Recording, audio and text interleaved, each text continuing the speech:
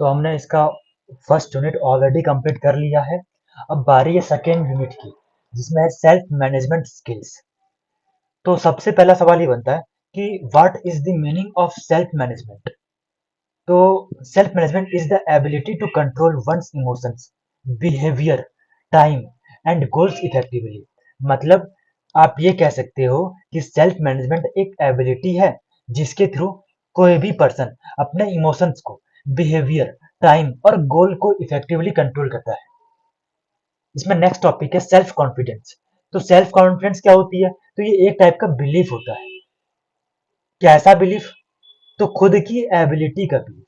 मतलब self confidence means belief in one's own ability. खुद की एबिलिटी की जो बिलीफ होती है, जो भरोसा होता है, उसको बोलते हैं सेल्फ कॉन्फिडेंस। खुद पर भरोसा को बोलते हैं सेल्फ कॉन्फिडेंस। अब सेल्फ कॉन्फिडेंस को किस तरीके से इंप्रूव किया जा सकता है? तो पहला तरीका ये हुआ कि हमें रेगुलर बेसिस पर प्रैक्टिस करनी पड़ेगी। अगर मान लो आप कोई काम कर रहे हो, आप क्रिकेट खेल रहे हो, तो क्रिकेट में आप तभी कॉन्फिडेंस फील कर सकते हो जब आप डेली प्रैक्टिस करो। या तो मान लो आप पढ़ाई कर रहे हो, तो आप तभी कॉन्फिडेंट फील करोगे आप जब आप रेगुलर बेसिस पर पढ़ाई करो। मतलब कि अगर हमें सेल्फ कॉन्फिडेंस को इम्प्रूव करना है, तो सबसे पहला तरीका ये हुआ कि भाई हमें अपने प्रैक्टिस को रेगुलर करना पड़ेगा। दूसरा, हमारे अंदर पॉजिटिव थिंकिंग होनी चाहिए। तीसरा चीज, हमारी जो ड्रेसिंग सेंस है वो प्रॉपर होनी चाहिए। उसके साथ साथ हमें अपने कम्युनिकेशन स्किल्स को इम्प्रूव करना पड़ेगा, तभी हमारी सेल्फ कॉन्फिडेंस बढ़ेगी। और साथ साथ सबसे लास्ट, जो कि बहुत इंपॉर्टेंट है, हमें अपने नेगेटिव थॉट्स को अवॉइड करना पड़ेगा। अगर आप नेगेटिव सोचोगे तो आपकी जो सेल्फ कॉन्फिडेंस है वो इम्प्रूव नहीं हो सकती, बल्कि वो डिक्रीज करेगी। मतलब आपको अपने नेगेटिव थॉट्स को भी अवॉइड करना पड़ेगा। अब यहाँ पर देखो एक वर्ड आया था पॉजिटिव थिंकिंग। अब ये पॉजिटिव थिंकिंग क्या होता है? तो पॉजिटिव थिंकिंग मतलब होता है कि focusing on solution instead of problem. मतलब प्रॉब्लम के बजाय उस प्रॉब्लम का क्या सॉल्यूशन हो सकता है, उस पर फोकस करना ही पॉजिटिव थिंकिंग कहलाता है। जैसे मान लो अगर कल के दिन मान लो आपका पेपर है, और आप बस ये सोच रहे हो कि कल पेपर है, कल पेपर है, कल पेपर है। मतलब आप सिर्फ और सिर्फ प्रॉब्लम पर फोकस कर रहे हो, आप उसका सॉल्यूशन नहीं ढूंढ रहे हो, बस आप प्रॉब्लम पर फोकस कर रहे हो। तो ये ऑब्वियस सी बात है, इससे आपको कुछ फायदा नहीं होगा। तो प्रॉब्लम को फोकस करने के बजाय आप उसके क्या सॉल्यूशन हो सकते हैं, क्या पॉसिबल सॉल्यूशन हो सकते हैं, आप उस पर फोकस करो और आप ट्राई करो कि उसका जो सॉल्यूशन है उसे फाइंड आउट करो। तो इसको बोलेंगे पॉजिटिव थिंकिंग। तो पॉजिटिव थिंकिंग मतलब क्या हो जाएगी? Focusing on solution instead of problem. अब देखो अगर हम पॉजिटिव थिंकिंग करते हैं तो उसके क्या क्या फायदे हो सकते हैं, क्या बेनिफिट है? तो पहला तो ये कि हमारी जो स्ट्रेस है वो रिड्यूस होती है। इसके साथ साथ हमारी जो मेंटल हेल्थ है इसको इंप्रूव करता है, और इससे हमारी जो ओवरऑल परफॉर्मेंस है ये बेटर हो जाती है, ये इंप्रूव हो जाता है, इसमें इंक्रीज आ जाती है। ठीक है। अब यहाँ पर एक वर्ड आया स्ट्रेस। अब इस स्ट्रेस का मतलब क्या होता है? स्ट्रेस का मतलब क्या होता है? तो स्ट्रेस एक फीलिंग होता है। किस चीज का फीलिंग? तो किसी चीज को लेकर के टेंशन का या तो प्रेशर का फीलिंग जो होता है उसको बोलते हैं स्ट्रेस। अब स्ट्रेस के बहुत सारे कारण हो सकते हैं। तो पहला तो ये कि मान लो अगर आप स्टूडेंट हो तो आपका जो स्ट्रेस है उसका कारण एग्जाम हो सकता है, या फिर वर्क प्रेशर हो सकता है। अगर मान लो बहुत सारे ऐसे लोग होते हैं जिनमें स्ट्रेस होती है, तो उसके पीछे का जो रीजन होता है वो होता है फाइनेंशियल प्रॉब्लम, और कई बार फैमिली इशू के कारण भी हम स्ट्रेस लेते हैं। तो this are the causes of stress. अब देखो स्ट्रेस के दो टाइप होते हैं। पहला जो टाइप है वह पॉजिटिव स्ट्रेस, और सेकंड में नेगेटिव स्ट्रेस। और ये ध्यान देना, पॉजिटिव स्ट्रेस जो है वो हमें मोटिवेट करता है काम को करने के लिए, और वहीं दूसरी ओर जो नेगेटिव स्ट्रेस है वो हमारे लिए नुकसानदायक है। इसका मतलब ये हुआ कि लाइफ में स्ट्रेस होनी चाहिए, लेकिन किस टाइप की? बताओ बताओ। तो लाइफ में स्ट्रेस तो होनी चाहिए, लेकिन पॉजिटिव स्ट्रेस होनी चाहिए। ठीक है। फिर नेक्स्ट टॉपिक है, नेक्स्ट है way to manage stress. Stress मतलब ये जो स्ट्रेस होगा हम उसे किस किस तरीके से मैनेज कर सकते हैं। तरीका क्या है भाई मैनेज करने का?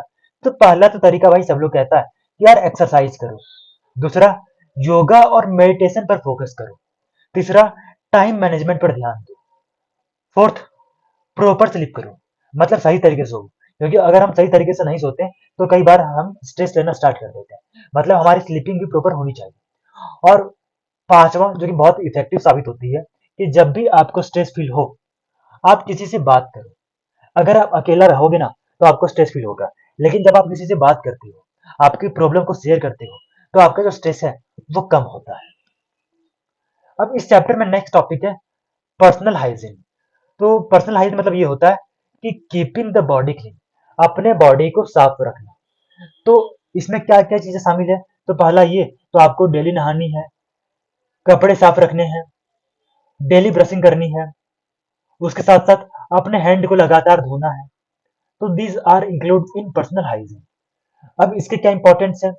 तो अगर मान लो हम साफ सुथरा रहते हैं, तो इससे जो हमारे अंदर जो डिजीज फैलने के चांसेस हैं, वो कम होते हैं।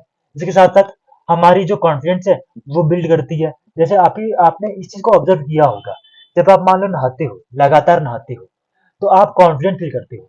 लेकिन मान लो अगर आप सप्ताह में एक दिन नहा रहे हो या महीना में एक दिन नहा रहे हो, तो उस दिन क्या होता है, उस टाइम पे क्या होता है, उस टाइम पर आप बहुत ही लेजीनेस फील करते हो। मतलब अगर आपको कॉन्फिडेंट फील करना है, तो आपकी बॉडी नीट एंड क्लीन होनी चाहिए, आपको डेली बेसिस पर नहानी चाहिए। ठीक है। इसके अलावा क्या कई बार क्या होती है कि मान लो अगर हम ब्रशिंग नहीं करते हैं, तो अगर हम किसी के सामने बोलते हैं, तो ऐसा हमें डर बना रहता है कि कहीं मेरे जो माउथ है, उससे स्मेल तो नहीं आ रहा है। ठीक है। तो इससे क्या होती है, हमारी जो कॉन्फिडेंस है, वो बन नहीं पाती है। तो कॉन्फिडेंस को बनाने के लिए भी साफ सुथरा होना बहुत जरूरी है। और इसके साथ साथ ये जो है, सो हमारी पर्सनालिटी को भी इम्प्रूव करता है। तो ये हमने ऑलरेडी देख लिया।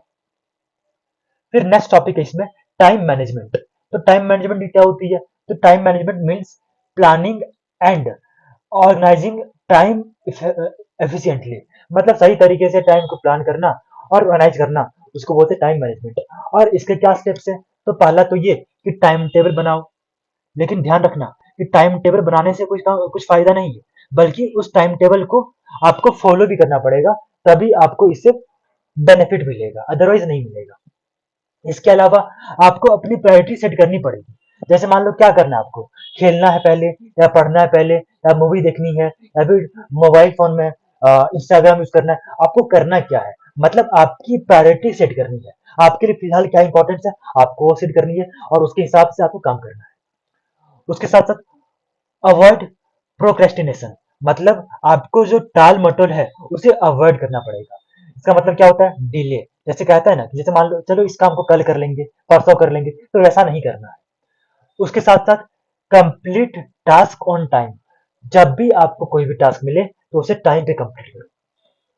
अब इससे क्या बेनिफिट पहुंचते हैं? तो पहला ये चीज कि अगर हम टाइम मैनेज करते हैं, तो हमें स्ट्रेस कम फील होता है, जिससे हमें जो हमारी प्रोडक्टिविटी है, वो इंक्रीज होती है, और फिर हम फास्टर वे में अपने गोल्स को अचीव कर पाते हैं। तो these are the benefits of time management. तो ये हमारा सेकेंड यूनिट खत्म हुआ।